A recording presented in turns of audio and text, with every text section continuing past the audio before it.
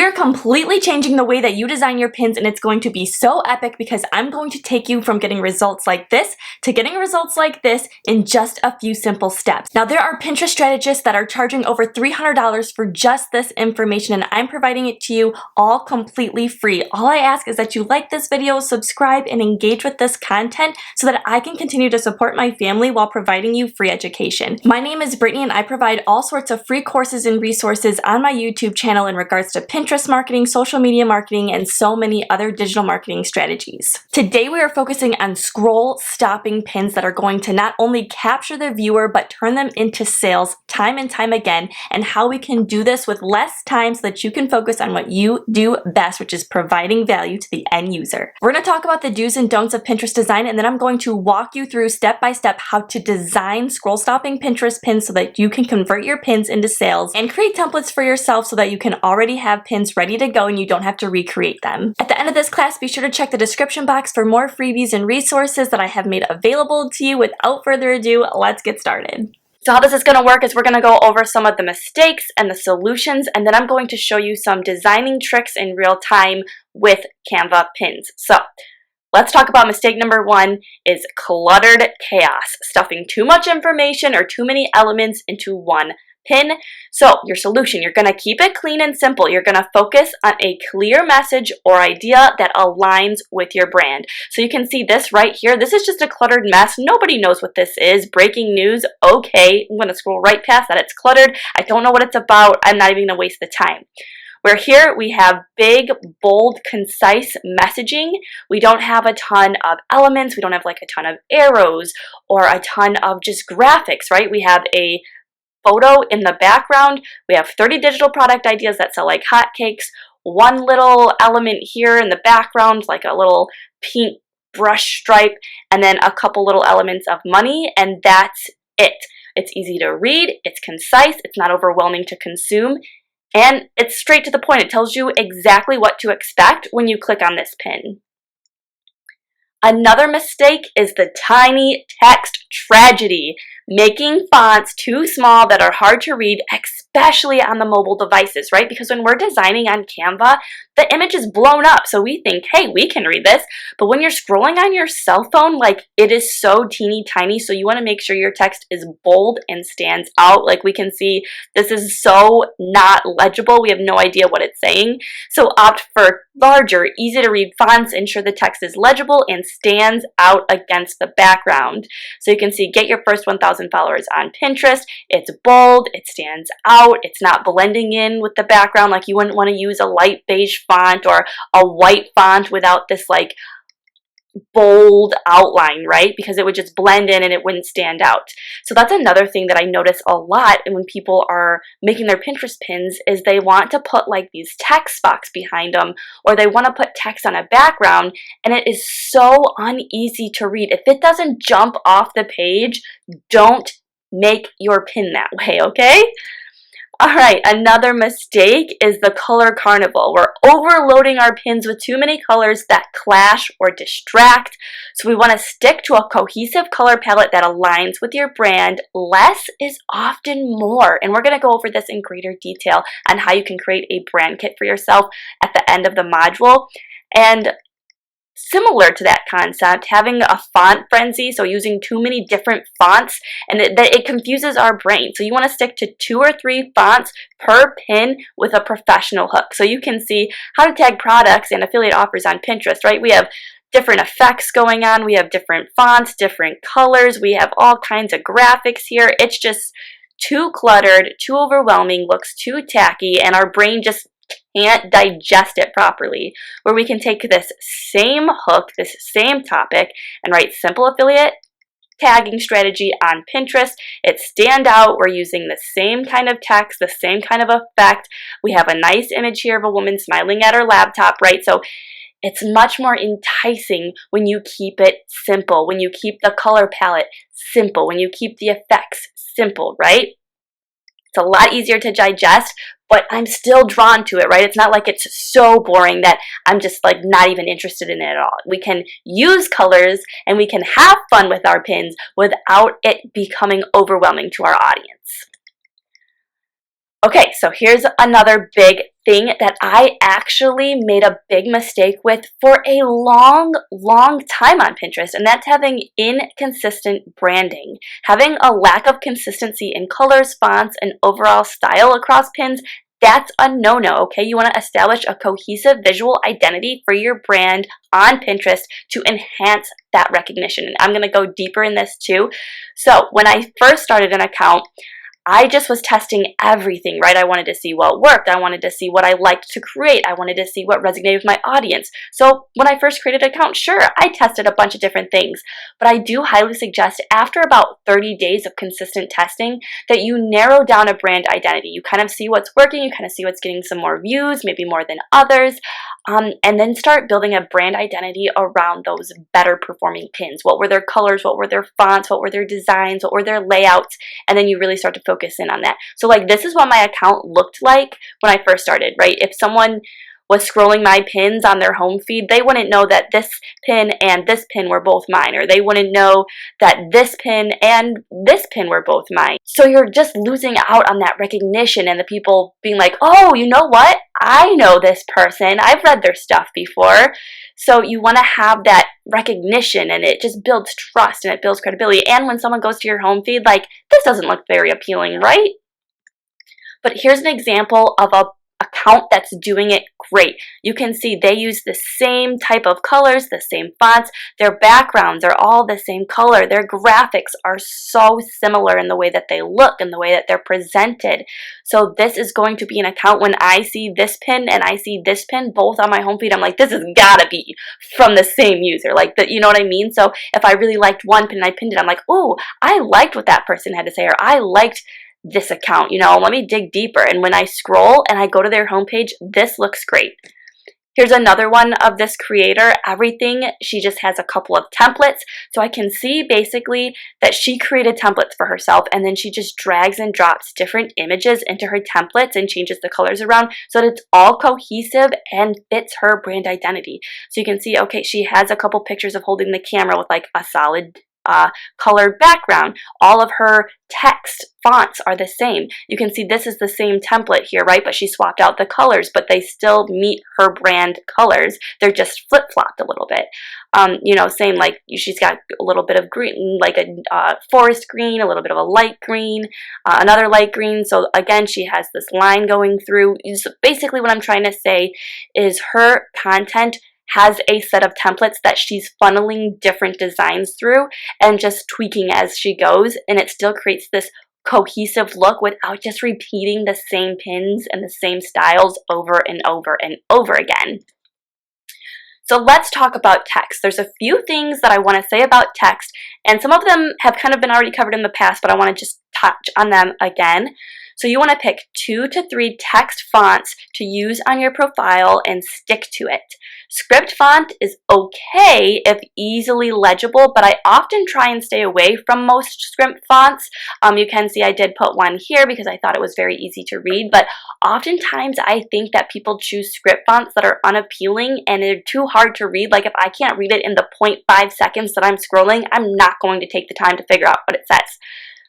The text needs to be large and in charge, no time for tiny fonts like we talked about. The text needs to be easy to read. Do not pick colors that are hard to read and do not stand out. Like I said, a lot of people want to put, you know, pink text on a lighter pink background and it just does not look good. Or people try to do that transparent box over a picture and they put text that's just not easy to read, okay? We want to make sure our text and what we're saying pops off that screen, not blends in with the background. And here's another really big one that I have seen a lot of people struggling with is to be specific in your text, meaning spice up your title for your dream client or your audience to entice them in. Think about their motivations. Why are they searching for your topic? For example, I am looking for healthy things on Pinterest that I can do that are simple because I just give up too easily because everything I'm finding is too unsustainable for my lifestyle. So if I come around this pin, this doesn't really speak to me because it just says 7 healthy eating habits and I could be like, oh, I've done that before, you know, it's unsustainable. So the title, 7 healthy eating habits. Okay, But can we spice it up? Can we direct it to a more target audience and say 7 healthy eating habits that are actually sustainable? And I highlight sustainable and I make the text different and I highlight it in yellow to make it really stand off the page, right? Because I want to highlight that talking point. That is the pain point that I am going. And you know what you can do is you can create an article about 7 healthy eating habits and take the same talking points and tweak them a little bit and create 20 different types of topics. So you can do 7 healthy eating habits that are going to give you more energy, right? You could do 7 healthy eating habits that are going to help you shrink your waist by 10 pounds. So you could just cater different posts to different audiences and then switch the pins around to appeal to different types of people that are on the platform. Because people that are searching for healthy recipes, there's a million different motives on why that person is searching. Like I said, you could have the stay-at-home mom who's looking to feed their kids healthier. You could have the person that's low on energy and they're trying to ramp up their energy and they think eating healthier will solve that problem. You can look at people that are trying to lose weight. You can look at people that just cannot seem to figure out a sustainable way to maintain healthy habits. So again, there are so many motives on why people are searching what they're searching for. You got to identify those motives and put it on your pin and make it jump off the freaking screen so that the people that are scrolling are like, this is exactly what I'm looking for. This is speaking directly to me. And you can see here, I also put the ideal person on the pin. So that's something that I love to do when I'm using images is, yes, this is great showing food. That's awesome too. But like, I want to envision myself. I want to put that person that's reading my post or isn't looking on my feed, like I want them to feel like I am thinking of them. So that's why I have a woman holding an avocado that's like happy, right? Again, like I was talking to this person that made this pin and I was like, you know, you want to make the end user, you want to put them in the pin. You want them to see the transformation they're going to have in themselves in the pin. So someone eating and smiling, someone meal prepping and happy about it, someone full of energy, like out running or on the field or something, you know what I mean? Like whatever that target audience desires, try and put that in the imagery of your pin, because not only are you touching on the pain points of, hey, I need something sustainable, you're also touching on the desire, the end result. So you're just double whammying them. And that's just, I can't explain to you how when you start to identify people's pain points and their desires and incorporating it into your content and being very, very specific, how much more traction you will actually get. Because you might think 7 healthy eating habits, that applies to so many people, right? But it's actually too generic that it attracts nobody instead of having this very specific pain point and desire type pin.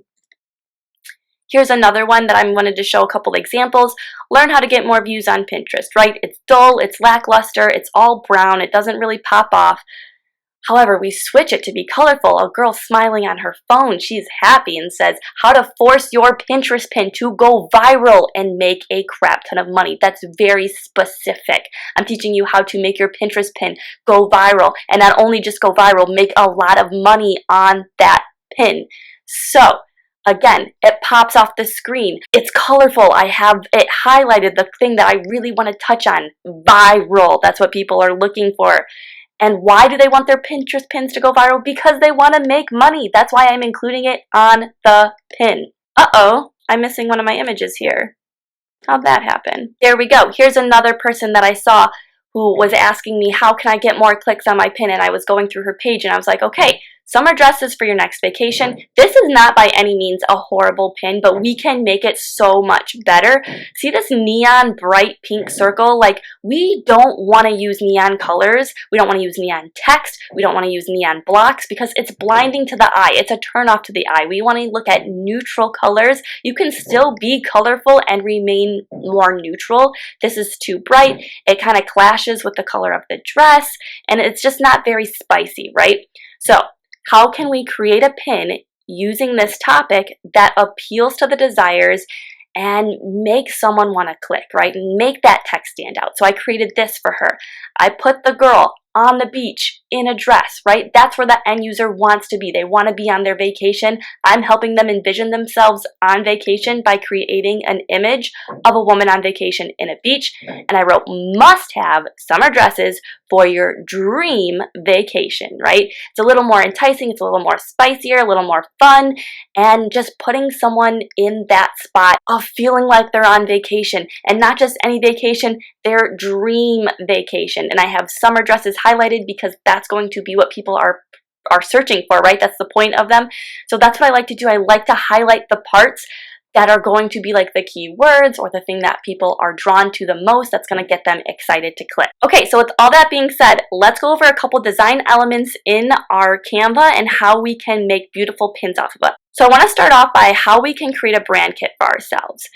This is going to make life so much easier when you're going to create pins, especially once you kind of have a template that you want to use and you want to keep using, and you can just plug and play different colors. We're going to go over to this brand here, and we are going to hit set up your brand templates. From here, we're going to go over to brand kits, and we're going to hit add new. So you can see this is my brand kit currently for my Pinterest page. So if I click this, you can see I have my logo, we have different font colors, the fonts that I have picked for myself. This helps me stay consistent and make sure I have consistent branding on my page. Now, if you're starting from scratch, you would hit this add new button and you can name it whatever you want. Say your niche is in parenting, so you could do like parenting Pinterest, create, and then you're at this blank template. Now, what I like to focus on the most is our fonts and our colors. So how can we create a color palette that is going to be aesthetically pleasing? Because let me tell you, colors are going to be so important. There are colors that mesh so well with each other, and there are colors that just look horrible together. And what I did to identify my color palette was just go to Google. So I just went to Google, I Googled color palette schemes. You can go to images and kind of see what's going up here. We can see, all right, here's one. Oh, and I can even click this link, see what else is going on here. And here they have all the hex codes for you. So you can scroll down and see whatever that code was that's down here. And it'll identify the color for you. So let's say it's that one. And then I could hit add.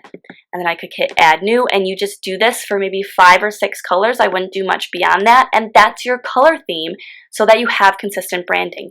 Same thing for font. I can go to title. I can go choose font. You know, I like League Spartan. That's one that I like to use a lot. And then there's my font that's going to be automatically set for every time I create a new project. So that's how you set up a brand kit. Now let's go and actually create a Pinterest pin. Okay, so we have a blank Pinterest pin here. Let's say we're doing some sort of home decor type content, right? We can go over to elements and we can type in minimalist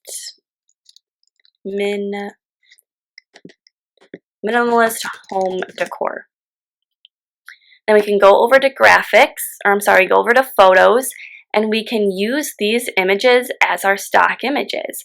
And what's also really cool, if you really want to take your branding to the next level, you can find an image, hit these 3 little dots, and hit more from this user, and it'll show you all the content that she's posted, and most likely that artist is going to have a consistent branding for themselves, so all your imagery will be consistent as well. So, you know, I could click this picture, and then also click this picture, and it's of the same shelf. So it's kind of cool because you get kind of a close-up of the same picture. And you're gonna maintain that aesthetic. And you can do that for all of your pins. You can go through and use all of this same person's imagery so that your photos have like the same lighting, have the same feel, it's the same home, if that's what you want to do. Same if you're in the Make Money Online niche and you can find aesthetic computer shots, or if you're in the plant niche, you can find plants in the same home taken by the same person, so the lighting's the same, the colors are the same, you know, the filters they use are all the same. So it's just a really cool, neat trick to make sure everything is really super consistent. So let's go with the common transparent boxes that people like to do on Pinterest. So I could put this here, and then I'm just going to go to elements, and I'm going to type in rectangle. It's going to pop up here. I'm going to create a text box like so. And you can do this. You can put this in the center. You can put this to where there's like some blank space, wherever you want to put it. I'm going to make the text box white by going to this color icon, hitting white. And then we're going to hit these 3 little arrows, this transparency button. And we're just going to turn down the transparency a little bit. So now I can see through this. If you want to add a border, you can hit this little button up here that says border style and click a little border around there. I think that sometimes looks nice. It's totally up to you. Then we're going to hit text. This is the branded fonts that I have for my Pinterest page. So you can see how easy it is every time that you go to create stuff. Your brand is right there, ready to go. So I could do this, and I could be like 10 tips or 10 tips to make your, oops, can make it bigger, can put it up here. We can also hit this arrow button. We can drag these along if we want the text closer together, if we want the letters farther apart or closer together. So I'm going to do 10 tips to make your, I'm going to put home decor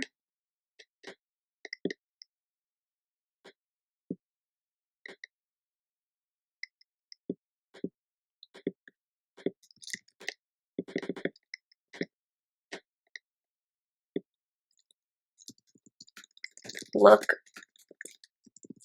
like it's from, again, we can drag it up. I personally like text that's a little closer together. It's totally a preference. Pottery Barn. Okay, if that's all the space we want, we can drag this up and make it fit the design. If I want to be like, okay, this is 2 in the corner now, I want to bring it down, I can hit my command button and highlight the whole thing, so I can drag the whole thing down like that, right? So kind of cool. So let's say I want to give home decor and Pottery Barn some sort of spice. There's a few different things I can do. We can go over to this effects right here. You can do this lift, which gives it kind of like a glow. You can go to this shadow. If you do, I like to make the shadow white. It kind of makes it look like it's glowing a little bit.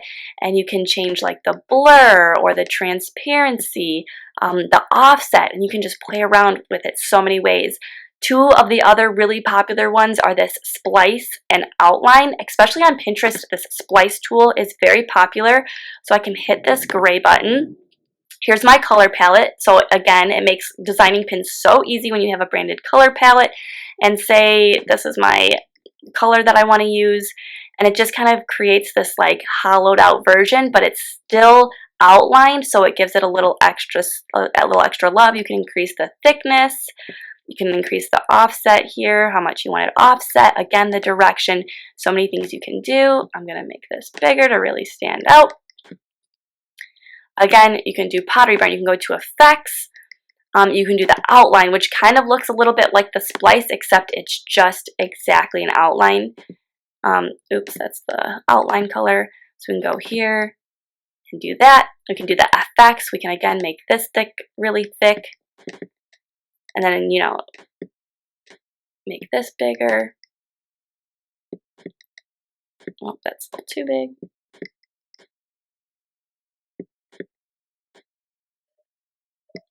All right, 10 tips to make your home decor look like it's from Pottery Barn. Now this is not great because I think this font should be the font that's bigger. So I can make this smaller and just maybe space it out a little more. You can really play with it and make it look aesthetic. So let's see, I made this font 47. Let's make this font 47. I try to keep my font sizes the same. So anyways, these are different things that you can do to highlight certain spots. Now, let's go back. Let's say there's no font. Another great thing you can do to make text stand out is add color boxes behind it. So there's a few ways you can do about this. You can go to elements and you can type like brush stroke, and you can find a brush stroke here and put it behind your text. Well, really this is in front of our text right now. Go to our colors, say we want to do the yellow, and then it pushed it back. Okay, so you can do it that way. And then you can experiment with all different kinds of the brush strokes and see what kind of thing you like. Another easy thing that people like to do, they like to add another rectangle, and they just make it really small, and they add it right behind there. So it's highlighted, it stands out. Also, sometimes people make it so that it only highlights half of it. So if we go back, people will make it so that it's just like this little half of the word.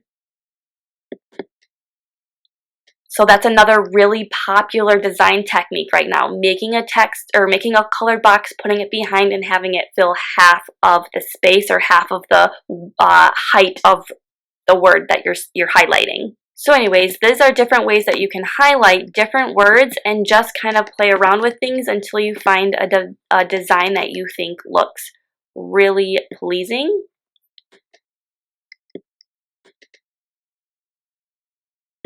So these are a few different elements that you can do to really elevate your Pinterest pin. Now, we're going to go and try another strategy. I'm going to teach you another way to go about designing your pins. So you can just go with no stock imagery and use a blank background. Now, if you do that, you can click this color and you can use your color palette to set a background. So let's say I'm going to use this beige color palette, and let's say I want to do something like the healthy eating habits one that I showed earlier. I can go over to photos and put like happy eating and show this person happily eating their food. I'm going to go to edit photo, hit background remover, and then it removes everything. And then I can take this, drag it down, lift it up. Okay, so this is how I'm putting my target audience in the photo, in the imagery. I can make her pop off the screen by selecting it, hitting edit photo. I'm going to scroll down to effects and hit shadows. Then I'm going to hit this outline button. I'm going to turn down the size and I'm going to make it white, or you can make it whatever color is appealing to you. I like doing white so it looks kind of glowy, but you know, if you want to do like, if your colors are pink, you know, if you want to do this red outline, I like white, especially if I'm doing like a different colored background that stands out like this.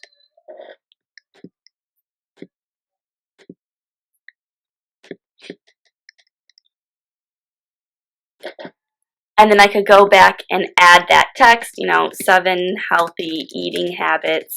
You know, so I could go on and put the rest of my text here, you know, text. Okay, and then we can use just simple elements to highlight certain things. So, you know, I like using dotted arrows. I think they're just add a little extra flair without being overwhelming. Whoops. So let's say I had a call to action. I can make a little arrow like this, spin it around here, with a call to action. So I could go to text, hit my thing, call to action. Maybe it says read more here, maybe it says free guide, maybe it says watch free tutorial, and you can have it so that it points to your call to action like that. I think that's a very nice way to add simple elements to draw the user's eye to where you want it to go without it being overwhelming and having too much elements on your page. Another one I wanted to say, you can do call to action, hit effects, and hit background, and then that automatically puts this rectangle behind your words. So you can go to effects. You can make it rounder, less round. I tend to like the square. You can make it really spread out. You can make it just barely fit around. You can make it more transparent. Again, you can change the colors to fit your font or your brand identity. So you can see how that looks really nice together. Now, I usually use the highlight feature to do my call to action. However, I don't typically do it when I'm trying to do like these rectangles behind it, because I like having control of the size, and being able to use the rectangle function gives me a little more control over it rather than this. But that's also a great way to get your color on a plain background if you want to do it that way. A couple more things I want to leave you with to spice up your pins. You can go to this type gradient here. If you don't have this, you'll have to go to apps and you'll have to type it in. But this gives you gradient font. It's really, really cool. So I could do, let's see, home decor. I could pick what font I want, and then I could change the grading. So you would like click this and pick whatever button, you know, whatever color you want the gradient to be. And then you would just do that for all of them. And then you could hit add to design. And then you have this really cool gradient font behind it. So I think that's really cool. And then if you really wanted this to stand off, you could go to elements here and type in like white, and you could add like this white blur back here, right? We can put it over here, stretch it out, put it in the middle, and then put position backward, and then it kind of pops off the screen a little. Super cool thing. You can also just make your whole background a gradient by clicking this button here and finding gradients down here and using your color schemes to make gradients. So, you know, you could pick, whoops, I added more colors, and then you can play around like that. So that's another cool thing. You can use your brand colors to make gradients instead of this plain background. So there's lots of different things you can do. And one last thing you can do, you can make a standard pin and add a GIF to it and turn it into a video pin. And I have been getting a lot of views on those right now. So again, if you don't already have the GIF function, you'll go to apps, you'll type in GIF, Giphy, and so you could put like eating salad or just salad, you know, and you could put this monkey on here, right? Like instead of this girl, and make that into a video. Another thing you can do here is you can type in salad and you can go to graphics and you can look for an animated graphic. So if we keep scrolling, we're gonna find one that's animated eventually. So we found this one here. We can move it around, make it smaller, bigger, wherever you want to place it, and then turn it into a video. So it just, when someone's scrolling through, they see this little animation and it kind of pops off the screen and you're like, oh, it like makes you just draw your eye to it a little bit. So that's a little trick I like to do to draw some attraction, adding these little animations or adding GIFs. I'll show you a couple of fun pins that I've made just for fun. So you can see here's one fun pin I created. I used that gradient style to spell out Stan Store, how I use Stan Store to make $12,000 per month. I used an image with a computer and it had like this blank screen, and I used that as an opportunity to put a funny GIF in there so that it really draws the attention on Pinterest. This is the ideal user, right? They want to have that money. So it's kind of funny and humorous while still being relevant and educational. If you can find a way to combine entertainment with education, you will become a very successful person. So I also have my little call to action here. Watch a step-by-step tutorial so people know it's going to be a video tutorial. And so yeah, that's just one fun pin I created for myself. Another example here, top 10 ways to make money on Instagram that helps me quit my 9-to-5. So again, a saucier title. It tells exactly what is going to be expected when they click the pin. It's very clean. I have a color scheme going on. I have a call to action that's like a speech blub, which I think is really fun. And again, I have that person holding their cell phone, holding their money, because that's where the end user wants to be. And I can take this same blog post and make another pin out of it using my other color scheme. Again, top 10 ways to make money on Instagram that help me quit my 9-to-5. Same little speech blub, different picture. So that way Pinterest will know that I'm creating fresh content. So just the same stuff that I've been talking about, different ways to do it. I'm using these color block rectangles. I love doing that.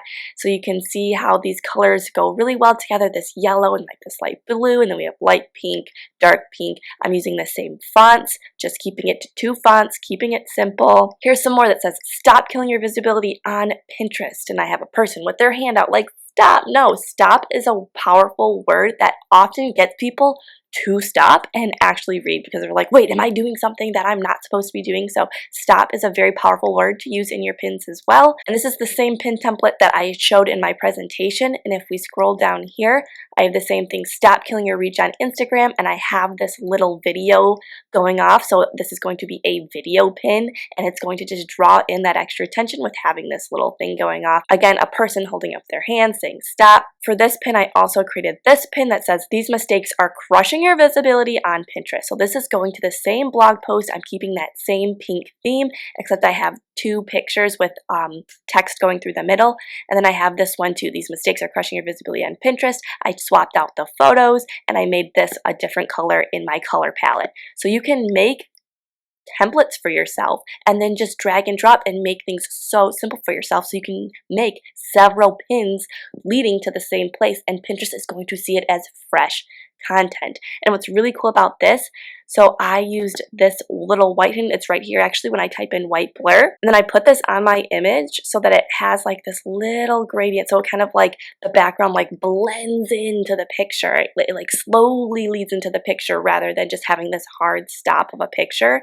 So I thought that was really creative and a fun thing to do if you're trying to, you know, see like, look, isn't that neat? Like it just kind of has this nice little white overlay like sprinkling into the picture. So it's like it's fading into the photo. I get so excited about this stuff, so I know I'm nerding out about it. But anyways, these are some tips. I hope you really found them helpful and really enjoyed watching my content. So make sure you implement all these different design techniques, find what works for you, find what you enjoy creating, and utilize them in your Pinterest pins. I'm so excited to see how much your pins improve after watching this video. Thank you again for joining me on this Pinterest pin design class. It's been so much fun walking you through how to design these amazing Pinterest pins and how to avoid some of the common Pinterest mistakes and pitfalls. Again, if you like this video, please like and subscribe and comment what you want to see next so that I can get you more free education at your fingertips.